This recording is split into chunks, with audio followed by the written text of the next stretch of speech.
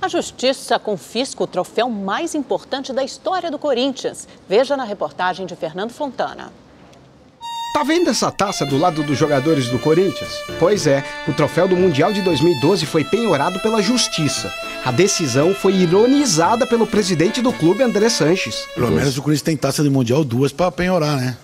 Nós temos terrenos aí para penhorar, temos ônibus, temos carro. A sentença a favor de uma universidade foi expedida hoje pelo juiz Luiz Fernando Nardelli. A entidade ganhou uma ação no valor de R$ 2.480.000 referente a uma dívida de 2008. A princípio, a ideia era pegar uma parte da premiação da Copa do Brasil, mas a CBF depositou o dinheiro um dia antes do bloqueio judicial. 48 horas vamos resolver isso sem problema, não tem mais o acordo. Vamos resolver, o que nos cabe a pagar, vamos pagar. E depois vamos esperar o nosso processo para a gente receber a nossa parte. Um oficial deve ir até o Parque São Jorge para avaliar o valor da taça, que por enquanto permanece no clube, mas não pode ser vendida. É uma ação mediática, deve torcer para outro time aí, os advogados, e fizeram isso.